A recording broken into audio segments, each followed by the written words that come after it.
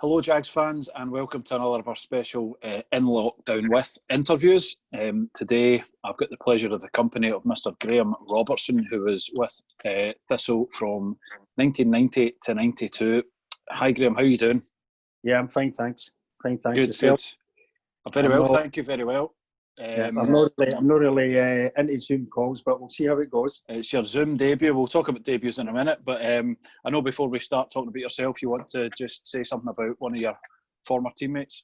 Yeah, definitely. I was a bit shocked to hear about Jim Duffy last week having a wee scare, a heart attack. So hopefully he's on the road to recovery because he was a great guy and it was a pleasure playing with him. So hopefully he's on the road to recovery. Here, and so say all of us. Thanks for that, Graeme. Well, you may touch on Jim throughout this conversation, but we'll go back just before you joined Thistle. You were a Dumfries boy. Yeah, I was a Dumfries boy. I actually signed. Sorry, go on. Do you know the gaffer? Obviously, Ian McCall, a Dumfries boy. Did your paths cross early on? No. Yeah, definitely. When we were playing in the youth teams and whatever, yeah, he used to be called Pelly. Ian McCall. So we had some. Even with David Irons as well, we all played against one another, didn't we? Over we were separate ways. So that's a good crop of footballers. Good be breeding ground Dumfries. Did you ever play against him? Because he at times might have been left mid, you'd have been right back. Would that have ever happened? You get a chance to kick him? I played against Ian McCall before we both went to Dunfermline. He was at Queen's Park. Right. So I played against Ian then. Dave Irons would be, it might have been at Clydebank at the time. Maybe then, yeah, maybe Clydebank. Aye, and you played. You got a lot of football under your belt before you came to Thistle in 1990. Just as the team were really aspiring to get out of that second tier. How did the move to Thistle come about? Well, that's obviously I was still at Dunfermline at the time, and we played in the Premier League with them. And John Lambie had phoned a few times, wanting me to sign, but I just another year of my contract left at Dunfermline. But Jim Leishman, I think, had left, and it was Ian Monroe was there, and I'm thinking, hey, you know something, am I going to be sitting in the stand for most of the time? And I just decided, look, I'll go and meet John, and we'll see what he's got to say. So it was funny because there wasn't any agents at that time. They phoned me up, and I met him in a hotel in Armadale, and we just discussed what was happening and what was looking for and whatever else. Honestly, it was crazy, done and dusted. 5 minutes, 10 minutes, 15 minutes out, and that was you. I'll be through. I'll be through to sign. So you've gone from. I mean, Jim Leishman was one of the great characters of Scottish football, and you get served up with Lambie. Does that reflect your own personality as well? Did you take to these guys? Jim Leishman obviously was as a character in himself. John Lambie was a wee bit different. Really disciplinarian, but obviously knew his stuff. And the thing about John, when I look back in it, is he not just at Thistle, but at other clubs he managed, he always signed players that could do the job, but experienced players didn't really need to coach them, to be fair. You know, the teams, especially the boys he brought in at Thistle. Yeah. I didn't really need to coach us, to be fair. So quite an easy transition joining the club then? It was. It was a bit of a culture shock, to be fair, because the first day of pre-season we were up Rock Hill, and the first session was pulling tyres behind you up that hill. I'm like, where have I come? Where have I come to, man? Jesus, a lot of running, to be fair. A lot of running. We used to either pull tyres up Rock Hill, or you used to be able to get round the back of the is it Jackie Husband's stand, is it? The old Firhill shed. Well, it was terracing then, but you used to be able to get right round the back of there. That's right. So we used to carry the tyres, or you had ankle weights round you running round there, and I'm like, honestly, we're going to be as fit as anyone, man. We're going to be like athletes rather than footballers, you know. So it was a wee bit of culture shock on that front, because it was a lot of running. We either used to go down where the Firhill complex is now. That used to be the Blade behind, and we used to train on there.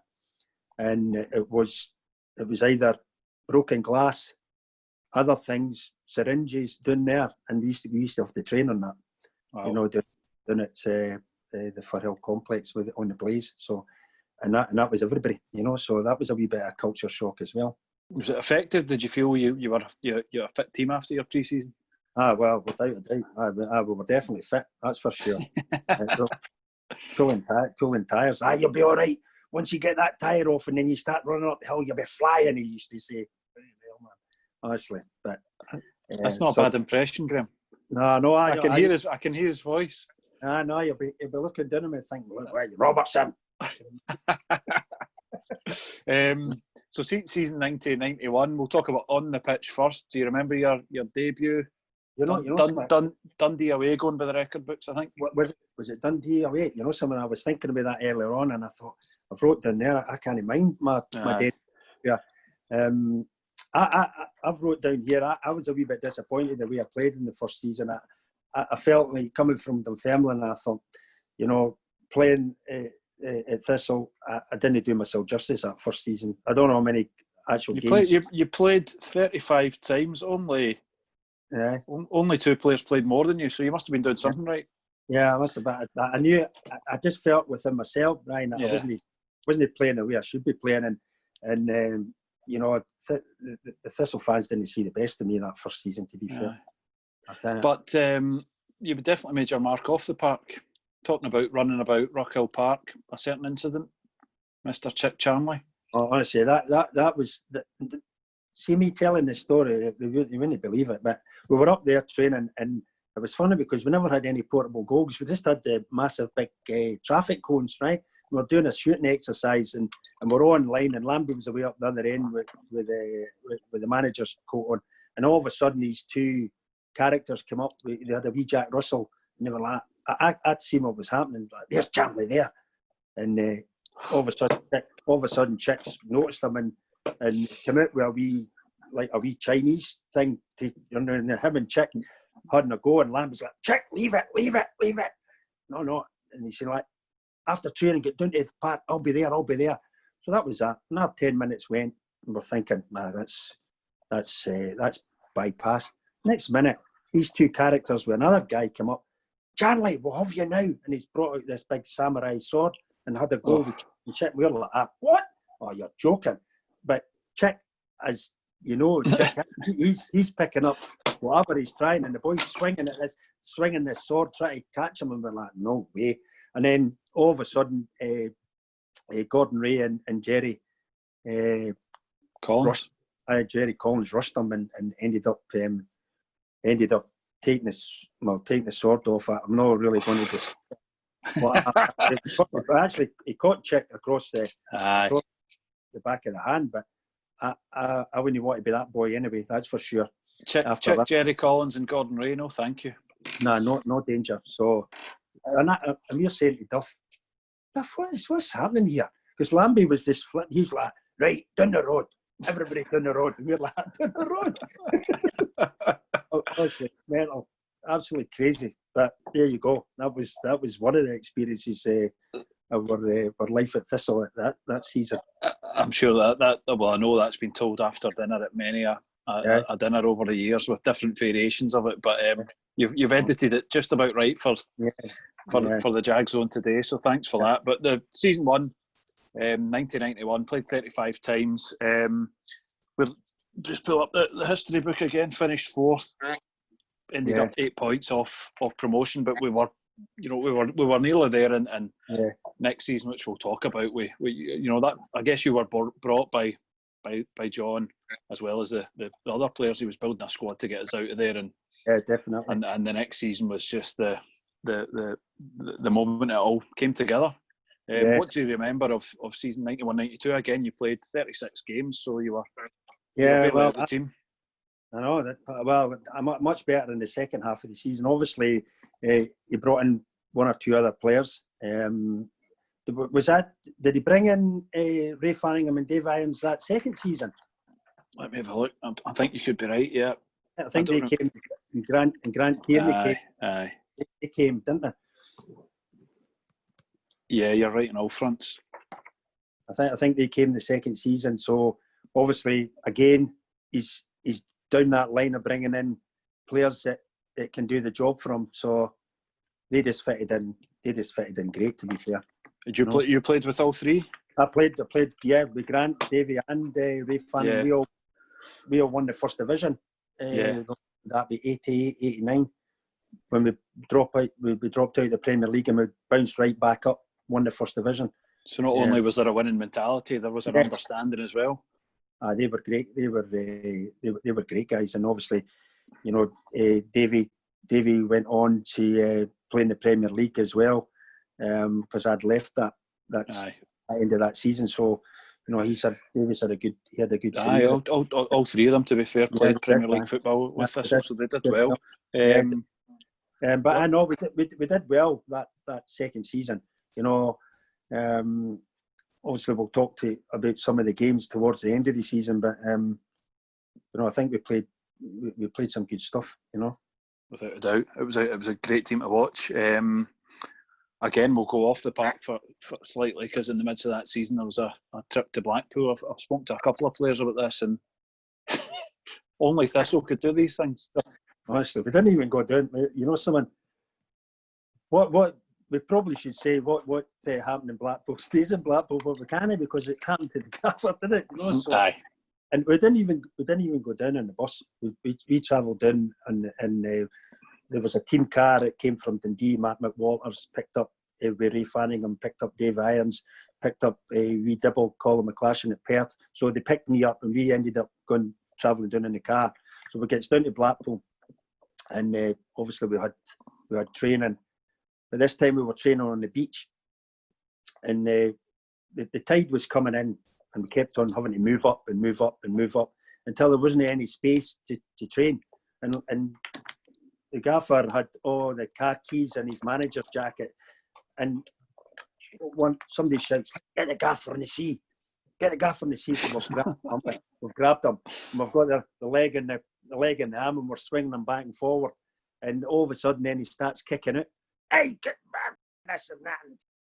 And we just laid him down. Honestly, we never even threw him in the sea. We're like, just throw him down there. We went back. we went back to the hotel, and we've bypassed. He's sitting in John Hart, the physio's car, right? And he was as white as a ghost, right? We were like, we're going in for dinner and that. So we're all sitting in the dining room, and Jim Oliver, the chairman of that team, come in. He says, "That's an absolute disgrace, Duff. An absolute disgrace." And we're like, "Duff's like, what do you mean?" The gaffer, he's in the hospital. Aye, and what? Aye, punctured lung and 2 broken ribs. And we're like, honestly, you're like, no way. It was crazy, man. But you could laugh about it now, to be fair, but at the time it was a wee bit. Well, we didn't mean to do that. We just meant to throw him in the sea. No puncture. Like, that was his aim. We're like, that was his aim for. He shouldn't have been kicking it anyway. So obviously punctured this one. So unbelievable. And the thing about it is, we came back up on the Friday, and John was still down in hospital, and it was Hazel Irwin. She went down to interview him, didn't she? Yeah. We comes back up, and then we were playing an important game on the Saturday against Kilmarnock. You know, we Jim Fleeton and Tommy Burns, Billy Stark, all them. So I come in being in the dressing room, and Jerry doing the team talk. He's saying, "Right, come on, let's do it for the gaffer. Let's do it the gaffer." We're like, "Do it for the gaffer? No, let's do it for ourselves." Let's do it for ourselves. And we beat Kilmarnock. We beat Kilmarnock 2-0. I think we beat Kilmarnock 2-0. And obviously, John came back up. You correct me. When I think about it, he was a superstitious guy. With his pigeons and everything else. And I'm sure he said to Jerry, "I'm not coming back. I'm not coming back until they get beat." Aye. I have recollections of that. I think we went on a run. And that put us in prime position to get promotion, because we did. I'm sure we went on a run of undefeated games after that. You're spot on. That Kilmarnock game, I think that you're talking about, February the 1st, 1-2-1 at home. Davy Irons and Geordie Shaw. Then beat Montrose 3-0, Ayr United 4-1, and we didn't lose until the penultimate game of the season, when we had the chance to make it easy for ourselves against Meadowbank at home. We had 2 games, Meadowbank at home and Forfar at home. 6,500 at the first, just pretty much 10,000 at the second. Massive crowds with expectation, and we crept over the line. I know you didn't play in the Meadowbank game, so we can't apportion any blame for that defeat to you, thankfully. And what was the score? Did you say? We lost 2-1 at home to Meadowbank, April 25th, 1992. Right. And that took it into the final game, the Forfar game, where you had. You know what number you had in your back? No, I didn't. No. Number 8. Number 8. What was number 8? Number 8. Who was 2? Was it Malcolm Murray? Malcolm Murray. So, but 10,000 at Firhill. The famous Forfar game. Speaking about Duffy, the challenge at the end we all thought was a penalty. Well, probably knew it was a penalty, and somehow we got the draw that we needed. See if we see it, because I was speaking to Paul Mathers because he was playing for Dundee that year. Yeah. If we had won that game, would we have won the championship, or could they have still? That was still 2 points for a win, wasn't it? I think if we'd have won, we needed another 2 points. So if we'd have beaten Meadowbank and drawn with Forfar, or drawn with Meadowbank and beaten Forfar, we'd have won the league. We ended up a point behind. They had a better goal difference. Although you'll be pleased to hear we had the best defence in the league. We only let in 12 goals away from home, 22 games. That's quite something. Yeah, well, there you go. The experience that we had, didn't we? Yeah. And that's what John was good at, bringing in guys. Because I mean, he brought in Gordon Ray, who was 15 years at Hibs, and see, looking back, obviously with Duff, he's one of the best defenders I've ever played with, because I can mind Duff, right? He was walking wounded, man. He was crippled, wasn't he, half the time. I can mind being we played at Dundee, and he walked out of Dundee on crutches. I'm like, that's Duff, that's his stuff. He was playing the next week. Unbelievable. And he was brilliant at playing offside. He used to say to us, don't you ever be behind me, because if I'm playing offside, I want to know. And honestly, it was different class reading the game. Brilliant. We've talked to a few people about that Jim Duffy, Gordon Ray partnership in particular. That was just a brilliant combination of two very different footballers who fitted together ideally. Which for a fullback to look over your shoulder and see that, perfect. Honestly, when he used to say that, don't be behind me because I'm playing offside, and he used to be brilliant at it. Duffy's top draw. Aye, absolutely. I think he won either Football Writers or Players Player of the Year in the top flight for Dundee in the mid 80s. I mean, that's how good he was. And it was probably only the quality of centre half for Scotland that kept him from getting caps, because he was up against Miller, McLeish, Hansen. Brilliant. Great footballer. Brilliant. So most importantly, the night of the Forfar game, celebrations. Do you remember? I can mind I gave my shirt away when I was on the thing, and it's only, it's the only shirt I've not got. It's this. Is that right? Aye, it was. I gave it away, but I don't know who it was. I wonder if we can find that. Who's got it? Who's got it? But I gave it away, and it's the only shirt I've not got in my career. As a Partick Thistle one, I've got a signed football, but I've not got a shirt. So I know it'd be interesting to know where you've got that. I was one of the ones on the pitch, but it wasn't me. So you can rule me out. It was good. To be fair, someone Thistle fans deserve to get that bit of success and getting into the Premier League again. So it was good for them. So it was.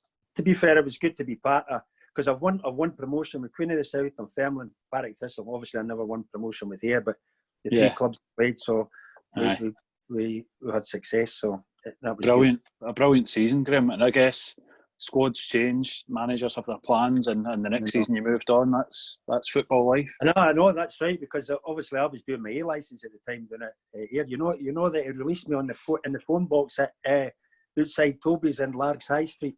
I phoned them up. You went both in the phone box, just to clarify. He was I had to phone him, and he goes. Well, obviously he gave us it because we were on the for getting promotion for the bonus and that. So he says, "I'm giving you that, and I'm releasing you." I said, "That's fine, Gaffer. No problem. That's fine." So that's how I left Thistle. He released me when I phoned him up. So you went on, played down at Somerset for a while, played for the Albion Rovers, and obviously at the same time getting your coaching badges. Yeah, well, the thing about it is, when I'm saying I let myself down that first season. See, when I went to Ayr United, the season hadn't started. The season was about to start. It was a week before the start of the season, and I still didn't have a club. and George Burley phoned me up and said, "You want to come down for a trial? Willie Furphy's not going to. He's not going to sign." I'm like, "I haven't really. I've trained myself, but I haven't done a pre-season. I just come down." I said, "Who we playing anyway?" "Sunderland." I'm like, "Sunderland?" I'm not even playing. So I went down and I played really well. And Terry Butcher was the manager of Sunderland, and so George said, "Look, I can give you a month." I said, "No, a month will do." You know, someone, I never missed one game for Ayr United that season. Is that right? Played every game, and to be fair, throughout my career, it was probably my best time that I performance-wise, because George Burley was playing as well as the player manager, so he ended up playing his Celtic right back, and I played just in front of him, and we had a good combination, to be fair. And there wasn't much. Well, there was running, but it wasn't as much running the 2 seasons before. It was all with the ball and like small-sided games. I'm like, this is what it's about. Brilliant. So I loved it at Ayr United. To be fair. Good. That's the thing that came across from your career stats is everywhere you were, you played a lot of games. You were always in the first team. You've racked up 500 odd games, I think, overall. So many players spend 15 years, time on the bench or try to get in the first team. You've been there in whatever club you were at.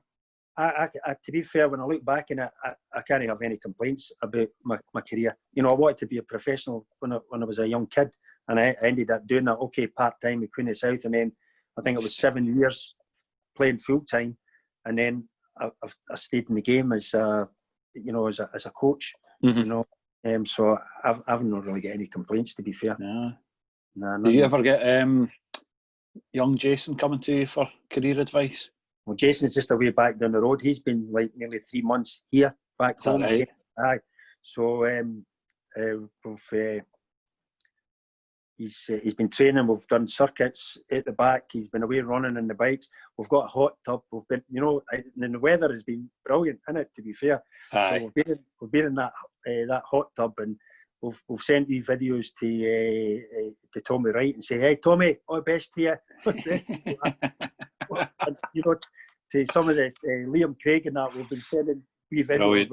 It was brilliant. So he's away back down. Back down. So when they start, I don't know what's going to happen. He's away back down the road. I think I saw a video of you letting him into a nightclub in the garden one night, or checking him. Oh no, that was a bouncer. Up in my VIP. Aye, that's right.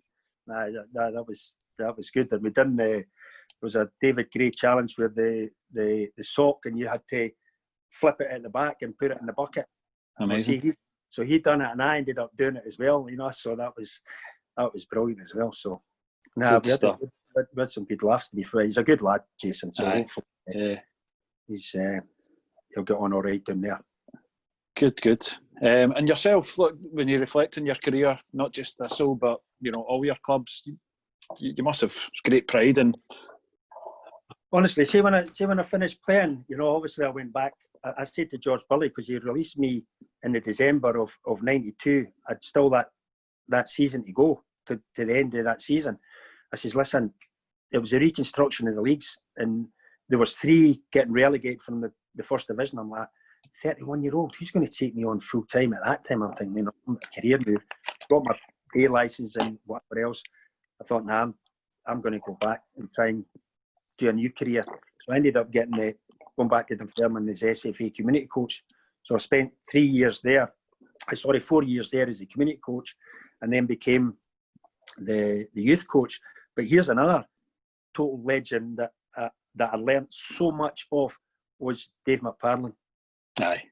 He was the head of youth at Dunfermline at the time, and I was doing the community coach, and he used to say, "Graeme, come down, you can do a lot with the young boys and whatever else." And Dave McParlin was, he was different class, and he knew everybody in football. He had stories galore, and I didn't know he had passed away, because I was in China at the time. When did he die? Was it 2017? I off the top of my head, I can't give you the date, Graeme. I know, I missed that. Sadness was Lambie and McPartlin not too far from each other, and that's right. Because I bumped into wee Mickey Weir, and I said, Mickey, I didn't even know. I didn't even know that David passed. Honestly, he was. I learned so much off of Dave McParlin. You know that as a coach, thinking about players and whatever, and I took that on to my own coaching jobs, because obviously when I left Dunfermline, I went to Wraith Rovers, and I was the youth coach there when Peter Heatherson and Kenny Black were the managers, and when Nacho Novo came to the club, he came as a trial, him and Jorge, and we played a trial. There was a trial game through at Stirling Uni, and the 3 years Nacho was away down that line, and the 3 years just looked at one another to say, "Oh my God, what kind of player is this?" And obviously they signed him right away, and the rest history on that. Such a brilliant guy as well, man. So that was that, and then obviously Wraith Rovers got relegated, and they unfortunately had to let their youth go. So I went to Livingston, and I was just a part-time youth coach. And then when Alan Preston became the manager, he said, I want you to be the head of youth. And Alec Clellan was the under-19s manager, and the 2 years just hit it off brilliant. And the number of players that came through over a 6-year period at Thistle was, Livingston was unbelievable. Yeah. I can mind one of my coaches saying, "I've got a lad. He's a bit of a rogue, and he needs a bit of guidance." Was Lee Griffiths. Came in at 16, and I signed him. Nobody else wanted to touch him. Came in at Livingston, give him a chance, and I seen him playing at 17s, and I think, he was pace, he could score goals, he hadn't any fear. I said to Alec, we need to get him up to the 19s. So we ended up, going to Vivian at the time, Vivian Kyles, who's now the chief exec at Hamilton Racecourse. Hamilton Racecourse, yeah. We need to sign this lad. So, he did great. And he was rapid at that point, wasn't he? Somebody didn't have any fear. He didn't have any fear. And I can mind helping Paul Hegarty when he came in, when the Italians left. He says, "Graeme, you know the players. What do you think?" I says, I'd play the boy Griffiths, man. I'd give him a chance. Yeah. So I know the satisfaction of being helping players and giving them the opportunity. Brilliant. And when they played St Johnstone last year, I got his top. Griffiths gave us his top. He said, "No problem, Robert." So that was nice of him. Aye. So he's Thistle fans will be listening to that thinking, he's scored a few against us over the years. So mixed emotions, probably. Probably a less favourable report card for Nacho Novo, to be honest. But we won't go into that. That's true. But such a good guy as well. But anyway, it was good seeing the players develop. You know what I mean? Aye, that was a good Livingston crop with the likes of Snoddy and Dave Mackay as well. Dave Mackay, Dorrance. Even Murray Davison. I signed him as a 13-year-old as well, part time, and then I took him full time. Andrew Halliday got released from Rangers. Big. In fact, one of the coaches, Big Scott Allison, is at Thistle now. That's right, academy. He says, "Robbo, I've got a player who's just been released. He was only 14-year-old." I says, "He says, bring him along."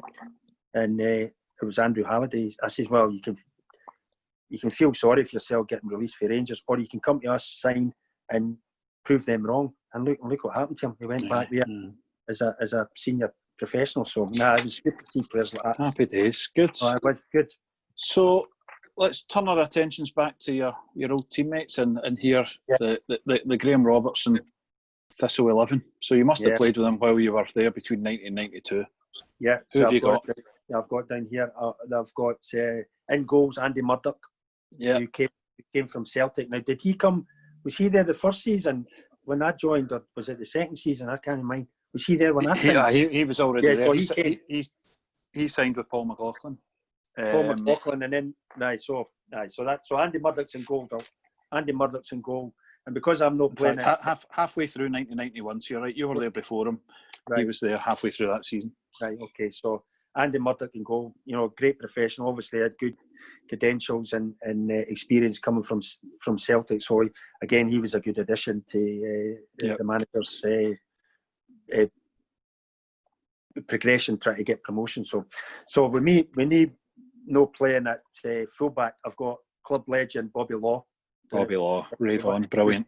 Because Bobby Law could play in any position, and Lambie knew that. He could play midfield, he could play, fullback. Bobby Law was either side. Yep. It was great. Can I just tell you a funny story with Bobby Law? Go on. Because Bobby, did he know he had the connections to the farm, didn't he? So he had some kind of connection to the farm, because he used to bring in eggs, bacon for the players, right? So I've got this, I've got eggs and bacon. So anyway, right, no problem. So we would take that off him. And that, I said to you earlier on about the club car coming from Dundee. I used to travel from Dunfermline to Stirling Services and then pick up the club car and drive for Hill from there. To this day, I've got all the eggs and the bacon and everything in the car.